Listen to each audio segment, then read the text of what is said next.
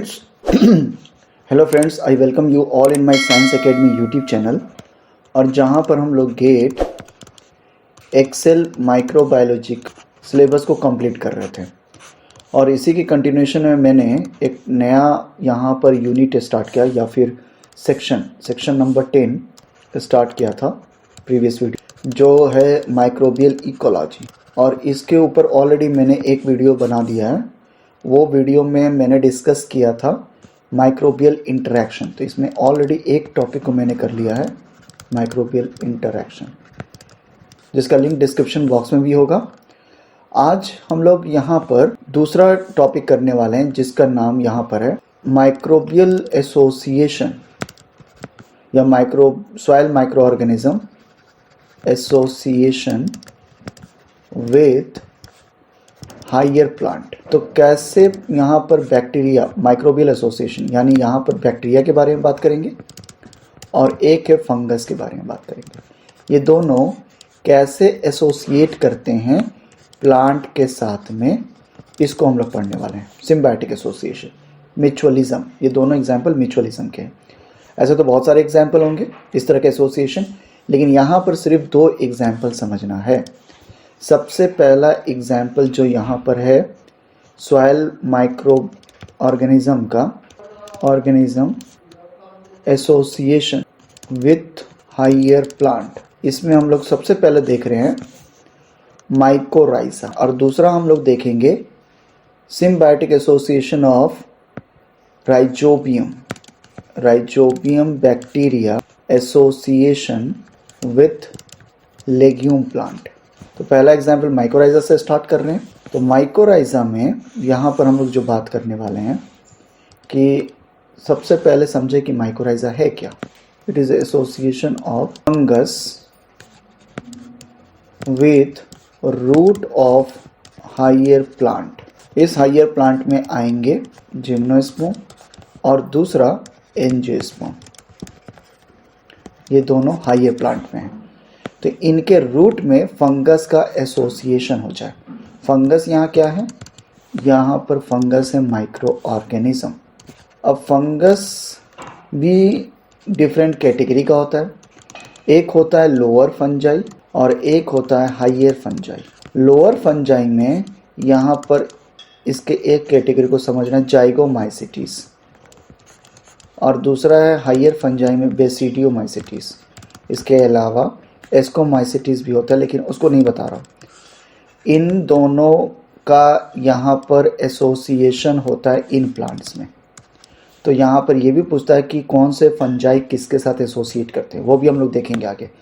तो यहाँ मैं ये बताना चाह रहा हूँ कि फंजाई में जाइगोमाइसिटीज लोअर फंजाई और बेसिडियोमाइसिटीज हायर फंजाई एसोसिएट करते हैं या तो जिम्नोस्पर्म या तो एंजियोस्पर्म, जो कि रूट ऑफ हायर प्लांट है, इनके साथ एसोसिएशन करेंगे। ये एसोसिएशन जो है फंजाई का एसोसिएशन विथ प्लांट, ये सिम्बायोटिक एसोसिएशन है। ये एसोसिएशन सिम्बायोटिक, जिनमें दोनों को फ़ायदा होगा, या इसको हम लोग समटाइम म्यूचुअलिज्म भी बोलते हैं। यहाँ पर दोनों को एक दूसरे से फ़ायदा हो रहा है। समटाइम तो प्लांट ग्रो नहीं करेंगे अगर फंजाई नहीं रहे उनके रूट में, तो ये इसको बोलेंगे म्यूचुअलिज्म। कल ही हम लोगों ने प्रीवियस वीडियो में देखा कि म्यूचुअलिज्म में दोनों को फ़ायदा होगा, ये इंटरेक्शन में दोनों को फ़ायदा होगा। तो एक प्लांट है और दूसरा फंजाई। अब आ रहे हैं कि यहाँ पर फंजाई को क्या फ़ायदा है प्लांट से। तो fungi this will get pre-made food, root of higher plant। अब देखिए हायर प्लांट जो हैं वो फोटोसिंथेसिस करेंगे और फोटोसिंथेसिस करके ग्लूकोज बनाएंगे।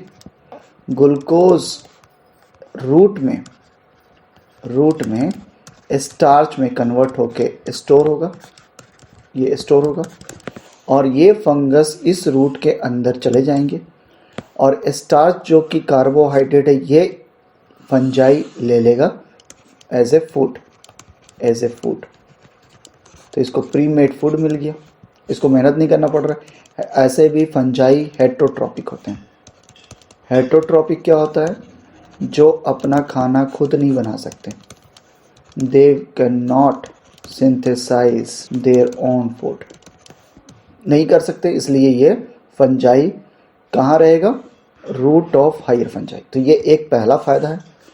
दूसरा फ़ायदा यहाँ पर क्या है? सेकेंड फ़ायदा, फंजाई विल गेट होस्ट या प्लेस टू लिव जो कि इनसाइड द रूट है। तो ये दो फ़ायदा हो गया, फंजाई को फ़ायदा है। लेकिन प्लांट को इसके रिटर्न में क्या मिल रहा है? तो प्लांट के लिए ये पहला एडवांटेज है कि प्लांट सॉइल से मिनरल और वाटर लेता है, क्योंकि इस प्लांट में, सपोज ये प्लांट है, इसके ये सॉइल है और इसके नीचे रूट है, ये रूट है। अब रूट बेसिकली करता क्या है? वाटर और मिनरल्स ये सॉइल से वाटर और मिनरल्स अपने अंदर लेकर पूरे बॉडी में भेजेगा, प्लांट के बॉडी में चले जाएंगे। तो अब यहाँ रूट क्या कर रहा है? रूट के साथ में फंगस एसोसिएशन है। फंगस के माइसेलियम होते हैं, आपको मालूम है, ये अंदर तक पेनिट्रेट किया हुआ, और ये माइसेलियम दूर तक ब्रांचिंग करके ये सॉइल में दूर तक फैला हुआ है। और ये क्या कर रहा है? वाटर और सॉइल से वाटर ले रहा है और क्या ले रहा है? मिनरल्स। और ये इसको चैनलाइज कर रहा है, वाटर और मिनरल्स को चैनलाइज कर रहा है। कहाँ? माइसेलियम से होता हुआ ये रूट को पहुंचा देगा। मिनरल्स भी यहाँ से आराम से माइसेलियम से होता हुआ रूट में चला जाएगा। तो जो रूट का काम है वो माइसेलियम ऑफ फंजाई कर रहा है। तो प्लांट को क्या एडवांटेज है? They will get water plus minerals from soil via fungi. Fungi के थ्रू या वाया या थ्रू फंजाई, क्योंकि फंजाई के पास क्या है? हाइफा। और हाइफा क्या होता है? Long tube like structure. In collection of Haifa, जो हाइफा आपस में एसोसिएट हो जाते हैं, नेटवर्क ऑफ हाइफा, तो उसको हम लोग बोलते हैं माइसेलियम। तो माइसेलियम क्या करेगा? दूर दूर से वाटर और मिनरल्स को पहुंचाएगा प्लांट तक। तो यहाँ पर प्लांट को एक फ़ायदा है कि इसको खुद काम नहीं करना पड़ा, root is not going to develop यहाँ पर, इसीलिए root is not well developed, क्योंकि रूट का काम कौन कर रहा है? हाइफा। दूसरी चीज़ कि प्लांट उस जगह भी ग्रो कर जाएंगे जहाँ पर सॉइल में मिनरल्स और वाटर कम है, क्योंकि हाइफा उसके लिए काम कर रहे हैं और ये बहुत एफिशिएंट क्या कर सकते हैं? वाटर और मिनरल्स दूर दूर से लेकर आ सकते हैं प्लांट। तो यहाँ पर क्या होगा कि plant can grow in that condition, in that soil where there is a scarcity of water plus minerals। दोनों का स्कार्सिटी है, यानी उस तरह के सॉइल में भी ग्रो कर जाएंगे जहाँ पर सॉइल में न्यूट्रिएंट नहीं है, क्योंकि फंगस उसके लिए काम कर रहा है। तो ये एडवांटेज है प्लांट में। अगर ये प्लांट में एसोसिएशन नहीं होता तो वो प्लांट ग्रो नहीं कर पाएंगे उस पर्टिकुलर सॉइल में। तो ये तो एडवांटेज हो गया उन प्लांट्स के कंपैरिजन में जहाँ पर एसोसिएशन नहीं है, इनके पास एसोसिएशन है तो इनको फ़ायदा हो गया। अब ये मिनरल्स में लेकर आएंगे nitrogen, phosphorus, potassium, sodium, chlorine, sulphur, ये सब मिनरल्स लेकर आएंगे, इसेंशियल मिनरल्स। ठीक है, होप सो ये समझा, दोनों एक दूसरे को फ़ायदा समझ में आ गया। अब आ रहे हैं बेस्ड ऑन एसोसिएशन, कि कहाँ पर एसोसिएशन होता है। Association of fungi in root, क्या रूट के अंदर हो रहा है या बाहर हो रहा है, उसके बेसिस पर इसको दो टाइप में डिवाइड किया गया है। किसको? माइकोराइजा को। एक को कह रहे हैं एक्टोमाइकोराइजा और दूसरा है एंडोमाइकोराइजा। एक्टोमाइकोराइजा होता है where fungus get associated with root in outer surface, ये अंदर की तरफ नहीं जाएंगे। एक्टो का मतलब क्या होता है? एक्टोडर्मिस, आउटर वाला लेयर, ठीक है। तो एक्टो का मतलब होता है आउटर लेयर। जैसे अगर रूट के एनाटॉमी को देखें तो ये कैसा बना हुआ है? ये है एपिडर्मल लेयर, जिसको एपिप्लीमा बोलते हैं, और इसके नीचे जनरल कॉर्टेक्स रहता है, जनरल कॉर्टेक्स, ठीक है। ये मल्टी लेयर होते हैं, इनमें इंटरसेलुलर स्पेस होता है, इस तरह से जनरल कॉर्टेक्स होता है। तो ये इंटरनल स्ट्रक्चर है, और उसके आगे एंडोडर्मिस होते हैं, और उसके आगे पेरिसाइकिल होंगे, और जाइलम और फ्लोएम होगा। ये जाइलम और फ्लोएम है, अल्टरनेट जाइलम और फ्लोएम। ओके, अब यहाँ पर क्या होगा कि ये जो माइसिलियम है, ये माइसिलियम बाहर की तरफ ही, फंगस का एसोसिएशन बाहर की तरफ ही रहेगा, ये अंदर जाने की हिम्मत नहीं कर पाएंगे। तो इस तरह का एसोसिएशन बाहर की तरफ होगा, तो ये आउटसाइड है, इसलिए इसको बोलते हैं एक्टोमाइकोराइजा। समझ में आया? अब इस तरह का जो यहाँ पर एसोसिएशन कर रहे हैं, इस तरह का एसोसिएशन को बोलते हैं हॉटिग नेट। ये नेट लाइक एसोसिएशन है, जाला बनाया हुआ है, तो इसको हम लोग क्या बोलते हैं? हॉटिग नेट। ये बहुत बार क्वेश्चन पूछा हुआ कि हॉटिग नेट कहाँ बनता है? एक्टोमाइकोराइजा में। और अगर ये एसोसिएट अंदर की तरफ गए भी तो ये इंटरसेलुलर स्पेस में रहेंगे, ये सेल के अंदर नहीं जाते, ये सेल के अंदर नहीं जाते। देख रहे हैं, दो सेल के बीच में स्पेस है, तो वहाँ पर एसोसिएशन करेंगे, वहाँ तक जाएंगे, लेकिन ये अंदर सेल के अंदर नहीं जाएंगे। सेल के अंदर मतलब इसके अंदर नहीं जाएंगे, इसके अंदर नहीं जाएंगे, ये बाहर से पास करेंगे, इसलिए इसको बोलते हैं एक्टोमाइकोराइजा। यहाँ पर एग्जाम्पल आप समझ रहे हैं कि यहाँ पर बेसिडियोमाइसिटिस जो है ये एसोसिएट करता है, बेसिडियोमाइसिटिस हायर फंजाई, ये फंगस गेट एसोसिएटेड। तो यहाँ पर ये पूछता है कि कौन सा फंगस एसोसिएट करता है? बेसिडियोमाइसिटिस, और उसमें भी स्पेशल क्लास, उसको बोलते हैं बोलटस। इसका बेस्ट एग्जांपल है पाइनस। पाइनस क्या है? जिम्नोस्पर्म, और जिम्नोस्पर्म में यहाँ रूट में ये एसोसिएशन होता है। तो यहाँ पर ये क्या पहुँचाएंगे? वाटर और मिनरल्स। ये मिनरल्स जिसमें आएगा सोडियम, नाइट्रोजन, सल्फर, फास्फोरस और बाकी सारे, पोटेशियम वगैरह। अब आ रहे हैं दूसरा एंडोमाइकोराइजा। वो यहाँ पर क्या होता है? Fungus get inside of the cell of plant. तो ये जैसे इंटरसेलुलर स्पेस है। अब यहाँ पर क्या होता है? इसके ये पूरे के पूरे यहाँ पर जनरल कॉर्टेक्स हैं। तो अब यहाँ पर ये फंगस का एसोसिएशन यहाँ पर होने के बाद में अब धीरे धीरे ये पेनिट्रेट करेगा अंदर की तरफ, और ये सेल के अंदर भी चला जाएगा, सेल के अंदर चला जाएगा, और उसके बाद जाइलम तक पहुँच जाएगा। ये जाइलम और फ्लोएम तक पहुँच गए। तो ये अंदर जो जा रहा है, इसीलिए इसका नाम क्या पड़ गया? एंडोमाइकोराइजा। एंडो का मतलब होता है inner layer, inside, inner layer, ठीक है। तो ये अंदर की तरफ चला गया, तो इसको बोलते हैं एंडोमाइकोराइजा। अब जब ये अंदर चला गया तो यहाँ बनता है क्या? इस तरह के एसोसिएशन को बोलते हैं वैम। ये इंपॉर्टेंट, इसको बोलते हैं वैसिकुलर अर्बस्कुलर माइकोराइजा।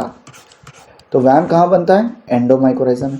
अब आ रहे हैं यहाँ पे कौन सा फंगस एसोसिएट होता है? यहाँ पर होता है जाइगोमाइसिटिस, जो कि लोअर फंज। और यहाँ पर किसके साथ प्लांट में होता है? तो यहाँ पर प्लांट में होता है ऑर्किड के साथ, और ऑर्किड क्या है? तो एंजियोस्पर्म। तो ये बहुत इंपॉर्टेंट एग्जाम्पल याद रखना। वहाँ पाइनस है एक्टो में, और एंडो में ऑर्किड। यहाँ पर ऑर्किड के सीड तो जर्मिनेट ही नहीं करेंगे अगर वहाँ पर फंजाई का एसोसिएशन नहीं होगा। यहाँ पर एक चीज़ और समझना है कि यहाँ पर मिनरल्स में स्पेसिफिक मिनरल्स को पहुँचाया जाता है, और वो मिनरल्स है फास्फोरस। तो सम टाइम ये क्वेश्चन पूछ देते हैं कि फॉस्फोरस स्पेसिफिकली कहाँ कौन सा टाइप का माइकोराइजा पहुंचाता है, यह होता है endomycorrhiza, specifically transported to orchids root. तो यहाँ पर जो ऑर्किड बेसिकली क्या है, मोनोकॉट, ये है मोनोकॉट। एंजियोस्पर्म में दो आते हैं, डाइकोट और मोनोकॉट, ये सिंगल कॉटिलेडन इसलिए इसको हम लोग बोलते हैं मोनोकॉट। तो यहाँ पर ये आपको समझना है माइकोराइजा का एसोसिएशन। तो बस माइकोराइजा में इतना ही समझना है, rhizobium association with root of legume plant. Rhizobium है क्या, gram negative bacteria.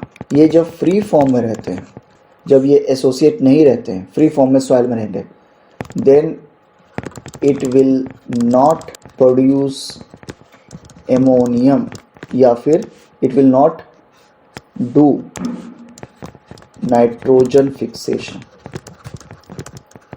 Nitrogen fixation नहीं करते। नाइट्रोजन फिक्सेशन क्या होता है, नाइट्रोजन ये करते क्या है, ये बैक्टीरिया अगर एसोसिएट हो जाए लेगियम प्लांट के रूट में, तो ये करते क्या है, एसोसिएशन जब हो जाए तब ये करता है नाइट्रोजन फिक्सेशन। लेकिन नाइट्रोजन फिक्सेशन के लिए इसका रूट में एसोसिएशन इज मस्ट। अब ये नाइट्रोजन फिक्सेशन क्या है, नाइट्रोजन फिक्सेशन का मतलब है जहाँ पर नाइट्रोजन को हाइड्रोजन के साथ में कंबाइन करके क्या बनाया जाएगा, एमोनियम आयन या तो एमोनियम, इसको बोलते हैं नाइट्रोजन फिक्सेशन। और इसके लिए एक एंजाइम प्रेजेंट होता है बैक्टीरिया में जिसको बोलते हैं नाइट्रोजिनेज। ये एंजाइम एनएरोबिक कंडीशन में काम करता है। एनएरोबिक कंडीशन, जब तक एनएरोबिक नहीं मिलेगा तब तक ये काम नहीं करेगा, क्योंकि ये रिडक्शन प्रोसेस है। एमोनिया का सिंथेसिस क्या है, रिडक्शन प्रोसेस। तो ये एनएरोबिक कंडीशन में काम करेगा। और एनएरोबिक कंडीशन कहाँ आएगा, इन रूट ऑफ लेग्यूम प्लांट। तो यहाँ पर ये सिम्बायोटिक एसोसिएशन कहलाता है, और ये बहुत ही होस्ट स्पेसिफिक है, सिम्बायोटिक एसोसिएशन। ये म्यूचुअलिज्म नहीं है, बैक्टीरिया यहाँ इजीली सर्वाइव कर सकता है और लेग्यूम प्लांट भी इजीली सर्वाइव कर सकता है। लेकिन एक एक्स्ट्रा बेनिफिट है कि अगर यहाँ पर राइजोबियम एसोसिएट कर गया तो यहाँ पर इसको फ्री फॉर्म में एमोनियम आयन मिलेगा। देखिए, एमोनियम आयन मिलना का मतलब है कि ये फ़ायदा वाला चीज़ है। तो आप सिम्बायोटिक एसोसिएशन में समझते हैं कि एडवांटेजेस, दोनों को क्या एडवांटेजेस है, दोनों को प्लस प्लस है, ठीक है। सिम्बायोसिस में दोनों को फ़ायदा हो रहा है। देखिए, बैक्टीरिया को क्या फ़ायदा हो रहा है, पहला फ़ायदा इसको प्री मेड फूड मिल रहा है, और दूसरा इसको प्लेस टू लीव मिल रहा है, place to live and multiply. Plant को बैक्टीरिया से क्या फ़ायदा है, बैक्टीरिया जो एमोनियम आयन बना रहा है ये प्लांट को मिल जाएगा, it will get, plant will get this ammonium ion. और एमोनियम आयन ये लिमिटिंग फैक्टर होता है। नाइट्रोजन, आपको मालूम होगा, नाइट्रोजन, फॉस्फोरस और पोटेशियम, ये 3 लिमिटिंग फैक्टर हैं प्लांट के ग्रोथ के लिए। सॉइल में नाइट्रोजन ना रहे तो सॉइल में ये ग्रो नहीं कर पाएंगे, तो ये लिमिटिंग फैक्टर होता है, लिमिटिंग फैक्टर फॉर प्लांट।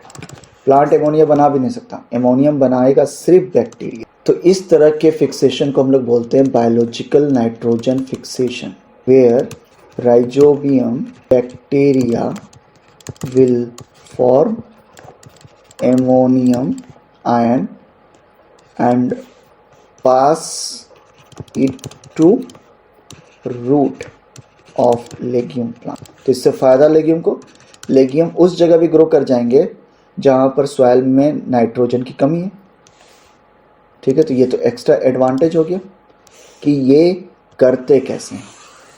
तो हम लोग को थोड़ा सा बात करेंगे कि यहाँ पर हम लोगों ने बात किया कि N2 और H2 ये फॉर्म करता है एमोनियम आयन प्लस, और इसके लिए ये यहाँ पर एक एंजाइम है जिसको हम लोग बोलते हैं नाइट्रोजिनेज। नाइट्रोजिनेज बैक्टीरिया में प्रेजेंट होता है और ये एनारोबिक कंडीशन में काम करता है, ये हम लोगों ने बात कर लिया। और ये प्रोसेस के लिए 16 ATP की रिक्वायरमेंट है। ये बहुत ही एनर्जी कॉस्टली प्रोसेस है। यहाँ पर 16 ATP यूज़ करके एक मॉलिक्यूल नाइट्रोजन का बनाएगा 2 मॉलिक्यूल ऑफ एमोनियम आयन। तो ये भी याद रखना, 16 ATP forms 2 molecule of ammonium या एमोनिया। एमोनिया और एमोनियम में क्या डिफरेंस है? एमोनिया न्यूट्रल फॉर्म है और जिसमें H+ आ जाती है, ये NH4, ये एमोनियम आयन है। तो 16, अगर कल को एग्जाम पूछे 1 मॉलिक्यूल ऑफ एमोनिया बनाने के लिए कितना होगा, तो 8 ATP। होप सो ये क्लियर है। लेकिन यहाँ पर एक मॉलिक्यूल को ही फिक्स किया जा रहा है, 1 मॉलिक्यूल ऑफ नाइट्रोजन। तो क्वेश्चन में क्या पूछ रहा है, एकदम ध्यान से समझना। 1 molecule of 1 molecule of nitrogen है तब 16 ATP, और 1 मॉलिक्यूल ऑफ एमोनियम है तो 8 ATP। ओके, अब यहाँ पर ये करता कैसे, थोड़ा सा इसको समझे। नाइट्रोजिनेस को एक कोफैक्टर भी चाहिए, बहुत बार पूछता भी है। ये एनारोबिक कंडीशन के अलावा इसको एक कोफैक्टर चाहिए जिसको बोलते हैं मॉलिब्डेनम।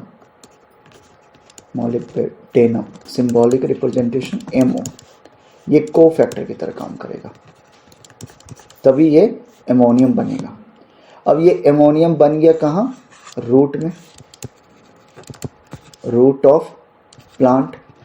और अब ये एमोनियम आयन को लेकर अमीनो एसिड का प्रोटीन बना लेगा। यहाँ पर अब क्या होगा, अल्फा कीटोग्लूट्रेट आएंगे। ठीक है, ये क्या है, ये है अल्फा कीटो एसिड।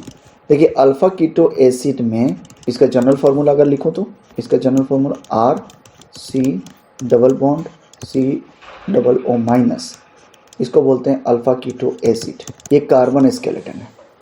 अभी हम लोग को एमाइनो एसिड बनाना है, तो एमाइनो एसिड में यहाँ पर एक कार्बन स्केलेटन होना चाहिए। देखिए एमाइनो एसिड का जनरल स्ट्रक्चर COOH NH2H और R। ये R को चेंज करते जाइए, ये एमाइनो एसिड बन गया। ये डिफरेंट एमाइनो एसिड आता जाएगा। ये कार्बोक्सिलिक ग्रुप है, ये एमाइन ग्रुप है और सेंटर कार्बन पर अटैच है, तो ये तो एमाइनो एसिड है। तो इसके बनाने के लिए एमोनियम की ज़रूरत है। एक तो एमोनियम की ज़रूरत है ये, और दूसरा ये कार्बन स्केलेटन की ज़रूरत है, इसको बोलते हैं कार्बन स्केलेटन। और ये क्या है, एमाइन ग्रुप। तो दोनों चीज़ चाहिए एमाइनो एसिड सिंथेसिस के लिए। कार्बन स्केलेटन ये एमोनियम आयन का एक्सेप्टर है, तो ये alpha keto acid carbon skeleton आ गया। और इस पर जो एमोनियम बनाया, एमोनियम किसने बनाया, ये बनाया राइजोबियम ने। तो ये यहाँ पर आकर इस तरह से अटैच हो जाएगा। अब दोनों को रिएक्शन कराया जाएगा। यहाँ पर एक एंजाइम है जिसका नाम है GDH, इसको बोलते हैं ग्लूटामेट डिहाइड्रोजिनेस। और ये क्या करता है, यहाँ से इसको इस पर ट्रांसफ़र कर देता है। ये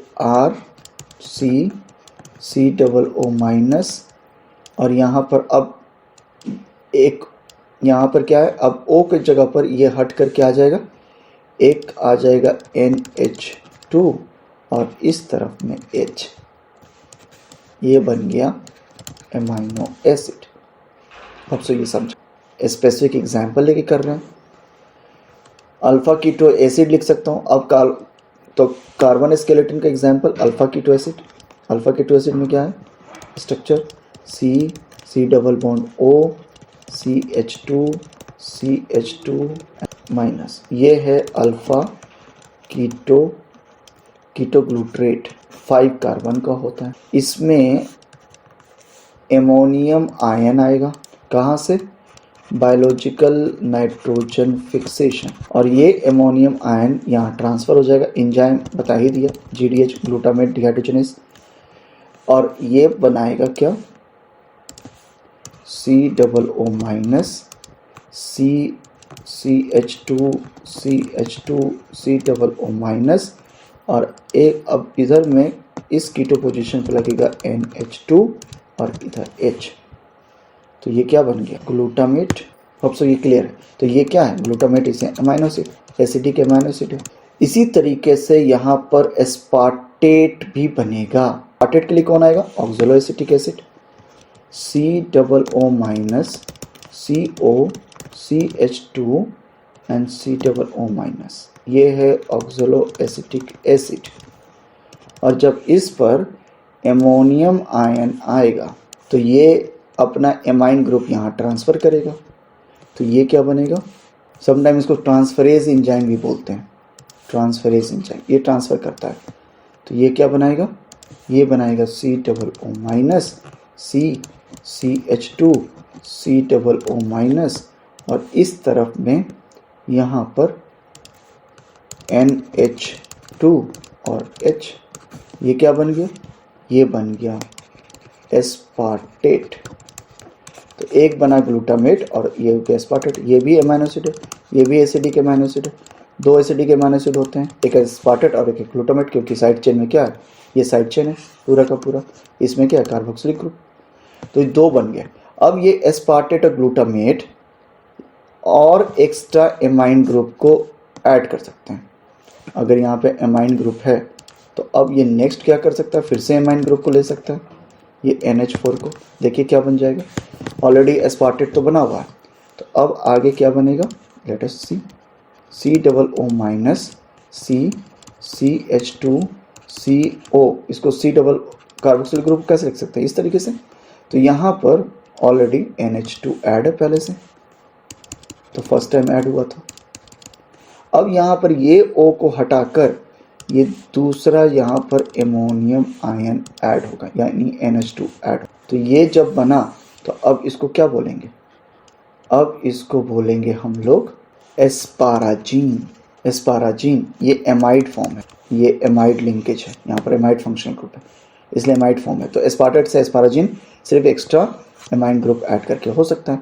सेम वे में ग्लूटामेट पर भी अगर एक एक्स्ट्रा एमाइन ग्रुप आ जाए तो ये किस में कन्वर्ट कर जाएगा, ग्लूटामीन में। तो कैसे होगा, देखिए ये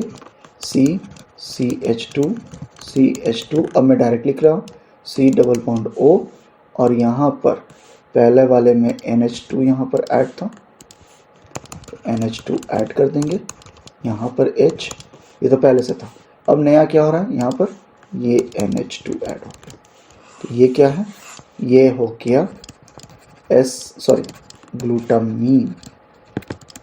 ग्लूटामीन ये भी एमाइड फॉर्म है, एमाइड फॉर्म। तो ये समझ में आया कि ग्लूटामेट और एस्पार्टेट सबसे पहले बनेगा और लेटर ऑन में फिर से ये एक्स्ट्रा एमाइन को लेकर एस्पाराजीन और ग्लूटामीन बनाएगा। अब ये एस्पाराजीन और ग्लूटामीन सब जगह, जितने भी जगह अब एमाइन ग्रुप देना है, ये डोनर की तरफ काम करेंगे। ये किसी को डोनेट करेंगे एमाइन ग्रुप और ये फिर वापस किस में कन्वर्ट कर जाएंगे, इस वाले फॉर्म में। तो ये यहाँ पर बहुत बार एग्जाम में पूछता है कि donor of amine group basically कौन होते हैं, या carrier of amine group in biological system, ये होते हैं एस्पाराजीन एंड ग्लूटामीन, क्योंकि इनके पास में एक्स्ट्रा एमाइन ग्रुप है। ये अपना एमाइन ग्रुप डोनेट कर देंगे, डोनेट किया और खुद किस में कन्वर्ट कर गए, ग्लूटामेट में। ग्लूटामेट से भी एमाइन ग्रुप दे सकते हैं और फिर से ये किस में कन्वर्ट कर जाएंगे, अल्फा कीटोग्लूटरेट। तो रिवर्सिबल हो सकता है, अगर देना है तो ये दो एमाइन ग्रुप रिलीज कर रहे हैं, इसलिए मैक्सिमम एमाइन ग्रुप ये रिलीज कर सकते हैं। इसी तरीके से एस्पाराजीन अगर एमाइन ग्रुप रिलीज किया तो ये बन जाएगा एस्पार्टेट में, ये भी एमाइनो एसिड है, और ये फिर से एमाइन ग्रुप रिलीज किया तो अब कन्वर्ट कर जाएगा ऑक्सलो एसिटिक एसिड में। तो यहाँ पर 4 एमाइनो एसिड कैसे बना ये तो समझ में आ गया। एस्पार्टेट ग्लूटामेट भी एमाइनो एसिड है और आपको मालूम है एस्पाराजीन और ये ग्लूटामीन ये भी एमाइनो एसिड है। 4 एमाइनो एसिड का सिंथेसिस तो यहीं समझ में आ गया। तो बस इतना ही समझना है आपको, how this bacteria get associated या soil microorganism get associated to the higher plant. एक है माइकोराइजा का एग्जाम्पल और दूसरा है rhizobium association with legume plant. इसको बोलते हैं बायो फर्टिलाइज़र, क्योंकि यहाँ पर एमोनियम आयन जो हो रहा है वो बायो फर्टिलाइज़र के जैसा काम कर रहा है, क्योंकि यहाँ पर हम लिविंग ऑर्गेनिज्म इसको सिंथेसिस कर रहे हैं। तो चलिए आज का लेक्चर में यहीं तक रखेंगे। नेक्स्ट क्लास में सिर्फ कार्बन फॉस्फोरस और सल्फर का न्यूट्रिएंट साइकिल बच गया, उसको कंप्लीट करेंगे। और उसके बाद हम लोग प्रीवियस ईयर के माइक्रोबायोलॉजी के क्वेश्चंस को हम लोग डिस्कस करना शुरू करेंगे। चलिए, आज के वीडियो में इतना ही था। नेक्स्ट वीडियो में आगे बात करते हैं। तब तक के लिए बाय बाय, टेक केयर।